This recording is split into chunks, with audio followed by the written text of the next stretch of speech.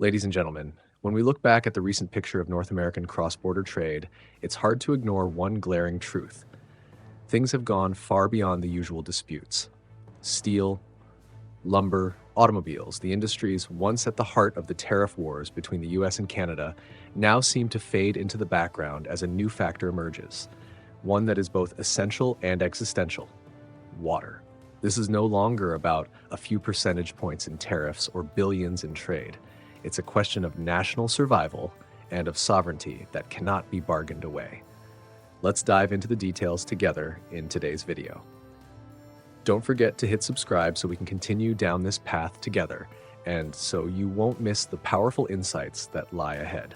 Throughout the 20th century, oil was often called the lifeblood of global industry, and every fluctuation in oil prices sent geopolitical shockwaves around the world. But as we move into the 21st century, humanity may be waking up to a harsh new reality. Oil can be replaced by renewable energy. Water cannot. No one can live without water. An oil crisis can shake economies. A water crisis, on the other hand, can threaten the very survival of society. And in an age of intensifying climate change, with droughts spreading from the American West to the Midwest, water has become one of the most coveted resources on the planet. In recent months, America's major seaports have seen cargo volumes drop by nearly half. Farmers in California have had to destroy their crops. Workers in heavy industry are struggling as their hours are cut. That alone should already count as a full-blown crisis. But then a new front opened, more intense, more unpredictable: water. No longer just natural flows or environmental concerns, water has been elevated into a strategic asset, a bargaining chip that Washington now sees as something it can negotiate, pressure, or even seize. President Donald Trump, amid severe shortages in the West and South, publicly pointed north to Canada, calling Ottawa's rivers and lakes the key to America's survival. That wasn't just a statement, it was a seismic signal striking straight at the heart of Canada's sovereignty. The people of Ottawa and the world understood. From that moment on, North American trade had turned a new page, one where the most basic resource of life itself could be turned into an object of negotiation. And so, in the murky crossroads of trade and politics, one looming question begins to echo. If steel and lumber once sparked fierce disputes, what will happen when water, the one truly irreplaceable resource, becomes a commodity? That is the shock from Washington. And it's also the doorway into the next chapter of this story, when water is no longer a shared responsibility, but is thrust into the whirlwind of commerce, treated like a product to be bought and sold. Donald Trump's statement may have seemed like just another move in a high-stakes negotiation, but it shook the very foundation of the long-standing trust between the US and Canada. With a single sentence, he cast a shadow over the Columbia River Treaty of 1961, once a proud symbol of cross-border cooperation, turning it into a hostage in a new game of leverage. For over half a century, that treaty had ensured flood protection for the US, provided abundant hydroelectric power for Canada, and more importantly, stood as a testament to a mutually beneficial relationship between neighbors. Yet when Trump declared that water must be freed for America, every promise, every celebrated value suddenly felt as fragile as paper. In his speech in Washington, he didn't just speak of droughts in the West or the plight of California's farmers. He painted Canada as a massive water reserve under lock and key, and declared that the time had come for the US to open that vault. Thousands in the audience erupted in applause, treating it as a redemptive vow. But across the border, that sound rang like an alarm, a warning of sovereignty under threat. Because to Canadians, water has never been a commodity for sale. It is entwined with ancient glaciers, with indigenous history, with the very soul of a nation shaped by nature's grandeur. The shockwaves spread quickly. Environmental organizations warned of the grave consequences of turning water into a global commodity. Indigenous communities spoke out, reminding the world that water not only sustains the land, but preserves identity and ancestral memory. More than 80 coalitions of social groups, scholars, and journalists condemned the demands from Washington, calling them nothing short of an insult, a direct blow to Canada's national pride. Headlines in major newspapers captured the outrage. Since when did water become a bargaining chip? Amid the rising tide of public anger, Ottawa could not remain silent. All eyes turned to Prime Minister Mark Carney, a man more familiar with spreadsheets and financial forecasts than political showdowns. And yet, in that pivotal moment, Carney stepped into the spotlight of history, transformed, resolute, unwavering, and carrying the weight of Canada's spirit. What he said next was more than a political response. It was a solemn vow, a declaration of sovereignty that Canadians had been waiting for. And with that, the story entered a new chapter. Ottawa's response, where Carney's pledge became a burning flame to protect every single drop of the nation's water. Prime Minister Mark Carney was never known as a confrontational politician. Coming from the world of finance, he had built a reputation as a man of numbers, a specialist in balance sheets and crisis management, not fiery political speeches. But in a moment of national urgency, he chose to appear in a way no one expected. Standing before hundreds of reporters at a special press conference, Carney looked straight into the camera and spoke slowly, each word etched into the minds of Canadians. Canada is not for sale. Our rivers and lakes will never be commodities for any foreign government. This wasn't just a statement, it was a vow. His voice, calm at first, carried a rare gravity as if he were speaking on behalf of millions. For years, Canadians had quietly feared that their nation was seen as little more than a resource warehouse for their giant neighbor to the south. And now, their prime minister had drawn a red line, one that would not be crossed. Major newspapers ran headlines like "Carney vows to defend every drop," while social media erupted with millions of shares and waves of unwavering support. Emotion swept through the streets. In Toronto, Vancouver, Montreal, thousands marched with signs held high. Water is the soul of the nation.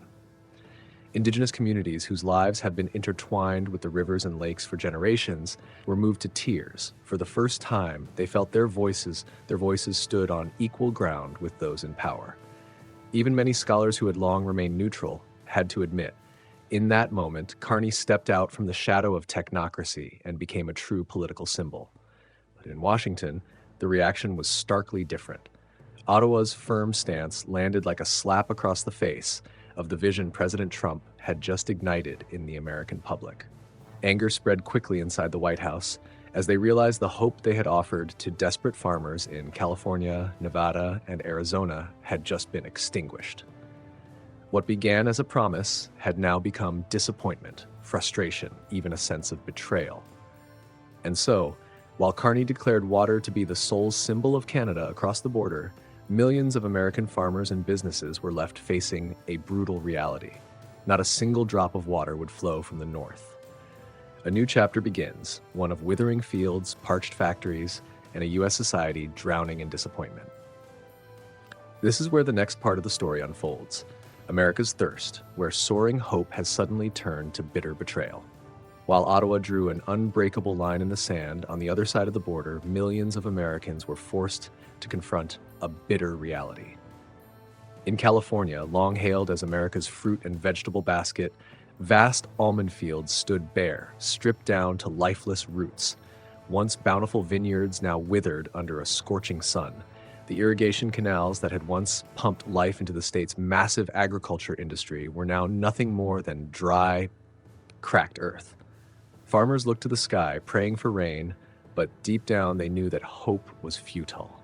Their greatest lifeline, the promise of water from Canada, had evaporated with Ottawa's cold, unyielding response. And it wasn't just agriculture that was suffering. America's industries began to stumble. In Arizona, semiconductor factories, which rely on tens of millions of gallons of water each week to cool their production lines, were forced to cut output, delaying exports. In the Midwest, steel mills struggled to meet deadlines as hydroelectric power faltered, causing car assembly plants in Detroit to halt operations in waves. Some states were even forced to fall back on coal and natural gas to fill the gap, pushing energy prices higher and adding to the everyday burden of American households. All of this left the American public feeling deceived. Washington had promised them Canada would open the tap, that the rivers of the North would come to their rescue, saving crops, saving jobs, saving lives. But when Carney said no, that promise shattered. Hope turned into betrayal. Protests began to flare up in California and Nevada, small at first but growing louder as chants rang out demanding the government take a harder stance against Canada. Meanwhile, the American media zeroed in on the issue. Some dubbed it the undeclared water war. Others called it a brutal wake-up call, proof that the U.S. had become dangerously dependent on outside resources. Environmental experts warned, unless America rethinks its development model, this won't be the last crisis, only the beginning. And so, from the parched farmlands of the West, a deeper drought began to spread, a spiritual drought, a thirst for reassurance, a thirst for the belief that the nation still held the reins of its own destiny.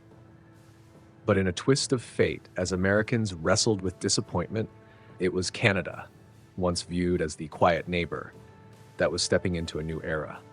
By resisting pressure from Washington, Ottawa had not only defended its sovereignty, it had unintentionally elevated its global standing. Once seen as a nation tucked beneath America's shadow, Canada was now being recognized as a rising resource power, the gatekeeper of the most precious lifeline of the 21st century. And that brings us to the next chapter of this unfolding story. Canada's transformation from humble neighbor to resource superpower. What shocked the world wasn't just Ottawa's unexpected firmness, it was the price Canada was willing to pay to defend every single drop of its water. For decades, this northern neighbor had been seen as peaceful, tolerant, always yielding in the face of pressure from Washington. People used to say, when America needs lumber, Canada opens its forests. When America needs steel, Canada exports it. When America needs energy, Canada is ready to share. But this time was different. When the pressure came for water, Canada stood tall, and in doing so rewrote its own place on the global power map. The friendly neighbor Americans once knew had transformed into a 21st century gatekeeper. Just as oil once defined the Middle East and natural gas elevated Russia to global power status, water has now placed Canada in a position that can no longer be underestimated.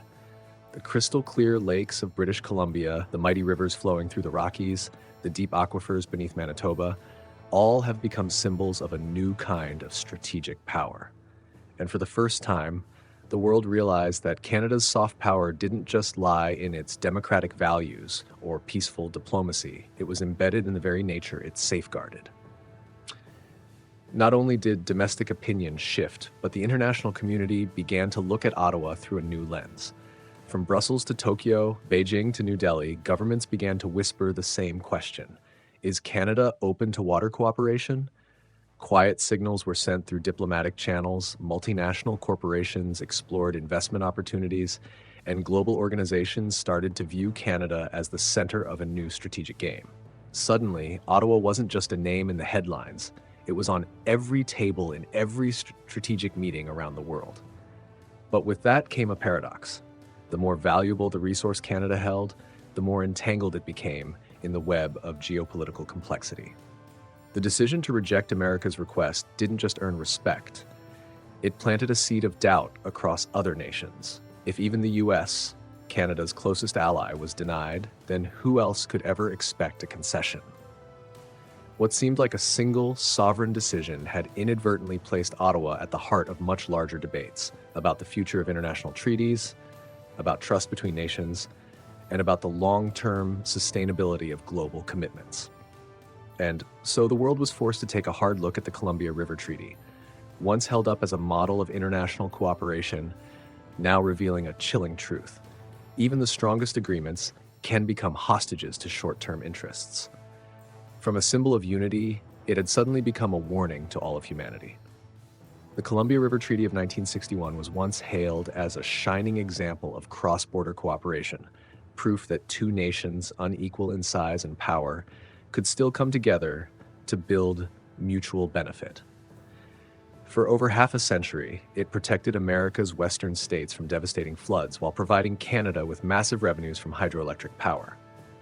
More than just a legal document, the treaty was a case study taught in universities, where students were reminded that some agreements could withstand the winds of political change. But all of that was shaken by a single unilateral decision. When President Trump announced a pause in negotiations, he sent a chilling message. No treaty is untouchable, and no commitment is truly permanent. What was once seen as a pillar of trust had suddenly become a deep fracture in the relationship between the two nations. Doubts began to swirl. If a 50-year-old treaty could be turned into a bargaining chip, what about other agreements, from NATO in Europe to security alliances in Asia? Were they still worth the paper they were written on? More frightening still was the ripple effect. When trust collapses, it doesn't stop at the border, it spreads. Countries that once relied on America's reliability began to hesitate. Traditional allies started to wonder, would they one day become the next victims of short-term political maneuvering from Washington? Meanwhile, America's strategic rivals seized the moment, amplifying the doubt, feeding the uncertainty, and further destabilizing an already fragile global order. And so, a treaty once celebrated as a model of cooperation has now become a cautionary tale, a stark warning about the fragility of even the strongest commitments. It revealed a sobering truth. In times of resource scarcity, even the most sacred principles can be torn apart. This story doesn't end in North America. It opens the door to something far bigger. A future where water, the very source of human life, begins to carry the geopolitical weight that oil once did. And that brings us to the next chapter, the rising undercurrents across the globe, as water becomes the new strategic resource reshaping the world's balance of power. Back in the 1970s, the world reeled from the oil shock, a crisis that reshaped geopolitics and upended global markets. Today, people are beginning to speak of a new kind of shock, a water shock, with consequences no less severe. From the Middle East, where nations still battle over every drop of the Jordan and Euphrates, to Asia, where tensions between China and India simmer around the Brahmaputra and the Mekong basins, water has become a strategic bargaining chip. And now even North America, once seen as bountiful and resource secure, has been pulled into this global vortex. Humanity is waking up to a sobering truth. Water is the new oil of the 21st century. With this realization, both opportunity and peril are rising.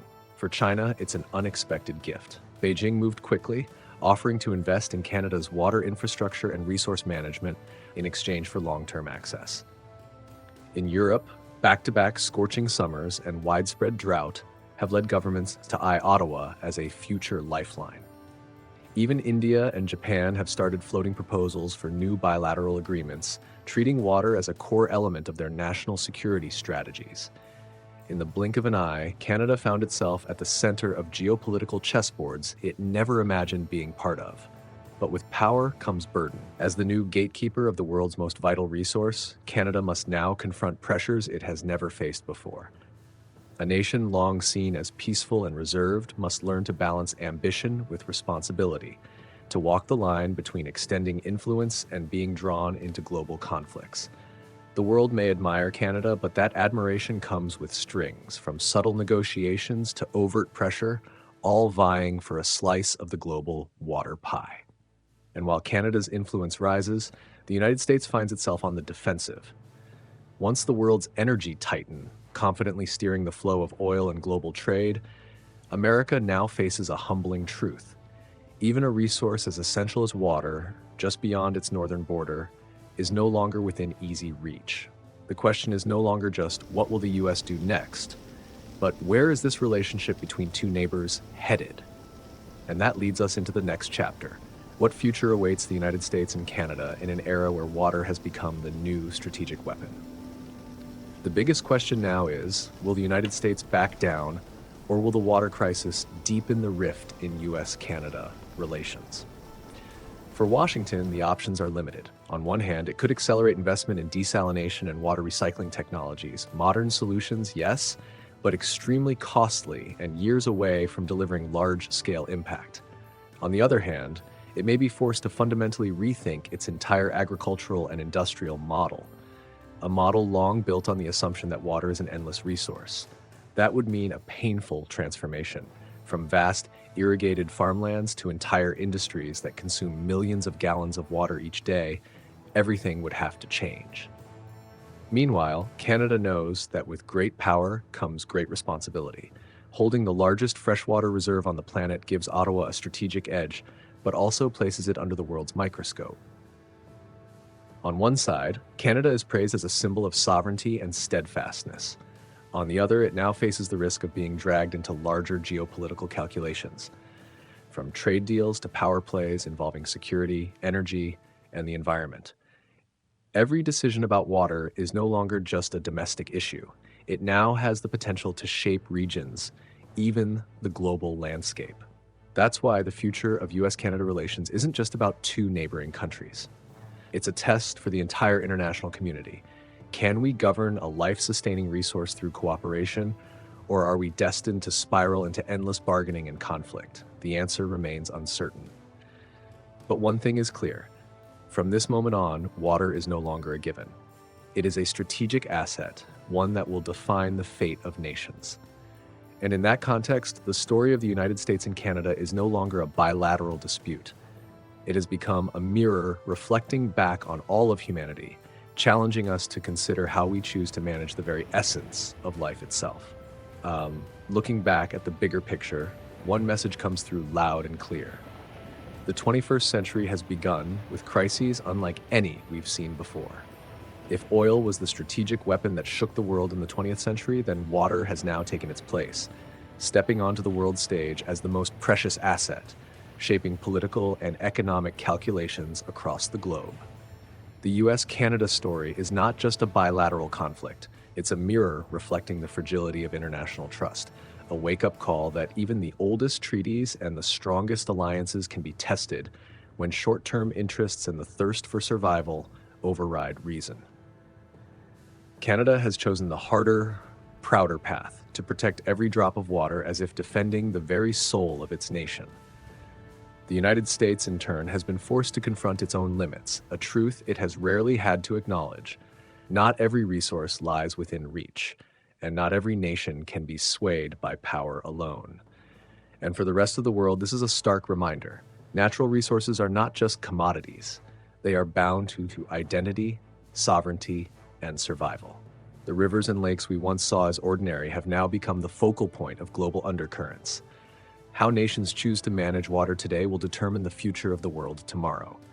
Will we choose cooperation, sharing, and protection? Or will greed and short-sightedness drag humanity into a new spiral of conflict? The answer remains unwritten, and each of us has a role to play in thinking critically, asking questions, and raising our voices. What do you think? Is this just a short-term clash between two neighboring nations, or is it the early warning sign of a new era, the dawning of the water wars? Share your thoughts and perspectives in the comments below. And don't forget to hit subscribe to stay with us as we continue to explore and unpack the major shifts that are shaping our world today and tomorrow.